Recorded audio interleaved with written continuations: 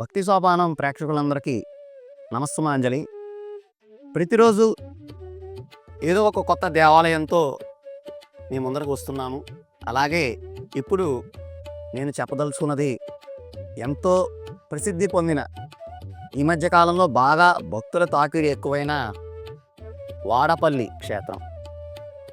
ఈ వాడపల్లి పూర్వకాలంలో ఓడపల్లి అని పిలువబడుతుండేది. క్రమేపీ వాడుక భాషలో అందరూ పిలుచుకుంటూ దాన్ని వాడపల్లి అయింది. ఈ వాడపల్లి రాజమహేంద్రవరం నుంచి సుమారు 35 కిలోమీటర్ల దూరంలో, అలాగే ఆత్రేయపురం నుంచి, మండల కేంద్రమైన ఆత్రేయపురం నుంచి సుమారు 10 కిలోమీటర్ల దూరంలో ఉన్నది. రావులపాలెం నుంచి కూడా అనునిత్యం బస్సు సౌకర్యం ఉంటుంది. శనివారాల్లో ఎక్కువగా బస్సులు ఉంటాయి అన్నమాట. మిగతా రోజుల్లో తక్కువ, శనివారం అయితే ఎక్కువ ఉంటాయి మనకి సర్వీసులు. ఈ వాడపల్లి వెంకటేశ్వర స్వామి ఆ దేవాలయం ఎప్పటి నుంచో ఉన్నా గత కొంతకాలంగా ఈ ప్రసార మాధ్యమాలు, సామాజిక మాధ్యమాల ద్వారా అందరికీ చేరువైంది. భక్తుల తాకిడి బాగా పెరిగింది. ఇక్కడ ఈ స్వామిని 7 వారాల వెంకన్న, 7 శనివారాల వెంకన్న, 7 శనివారాల వెంకటేశ్వర స్వామి అని భక్తులు పిలుచుకుంటూ ఉంటారు. ఆయన ప్రసిద్ధి అలాగా ఏంటంటే, ఏదైనా తీరని కోరిక, కష్టం, ఏదైనా సమస్య ఉంటే భక్తులు 7 శనివారాలు వెళ్ళి స్వామిని దర్శించుకునే ముందర 7 ప్రదక్షిణాలు చేసి స్వామిని దర్శించుకొని తమ కష్టాలు, కోరికలు, బాధలు స్వామివారికి విన్నవించుకుంటే, అది ధర్మబద్ధమైన కోరిక అయితే గనక స్వామి తప్పకుండా ఆ కోరిక తీరుస్తారు. కోరిక తీరిన తర్వాత భక్తులు ఎంతో సంతోషంగా వెళ్ళి ఆ స్వామికి సాగిలపడి తమ సంతోషాన్ని, తమ భక్తిని అక్కడ వారికి విన్నవించుకోవడం మనకి కద్దది. ఇక్కడ ప్రతి శనివారం కొన్ని వేల సంఖ్యలో ప్రత్యేక పండగ సందర్భాలలో లక్షల మంది స్వామివారిని దర్శించుకుంటూ ఉంటారు. ఇక్కడ మధ్యాహ్నం భక్తులకి అన్నప్రసాద సౌకర్యం కూడా ఉన్నది. ఎటువంటి లోటుపాట్లు రాకుండా, భక్తులకి ఎటువంటి ఇబ్బంది కలగకుండా ఇక్కడ దేవస్థాన సిబ్బంది, మొత్తం దానికి సంబంధించిన స్టాఫ్ అందరూ కూడా ఎంతో శ్రద్ధగా ఇక్కడ సకల సౌకర్యాలు కల్పించేందుకు కృషి చేస్తున్నారు. ప్రతి ఒక్కరూ, తెలియని వారు కూడా, ఈ ఛానల్ చూస్తున్నవారు, ఈ వీడియోలు చూస్తున్నవారు, తెలియని వారు ఎవరైనా ఉంటే తప్పకుండా ఆ వెంకటేశ్వరుని దర్శించుకోండి. ఒక వ్యాపారవేత్త, చాలా గొప్ప కోటీశ్వరుడు ఒక ఆయన తనకి ఎంతో కష్టం తీరని సమస్య ఉంటే ఎక్కడెక్కడికో వెళ్ళాడు, ఏవేవో చేశాడు, ఎటువంటి ప్రయోజనం కలగలేదు. ఎవరో చెప్పారు, ఈ మన రాష్ట్రంలో ఎక్కడో వేరే రాష్ట్రంలో ఉన్న వ్యక్తి ఎవరో చెప్పారు, అక్కడ వాడపల్లి అనే క్షేత్రం ఉన్నది.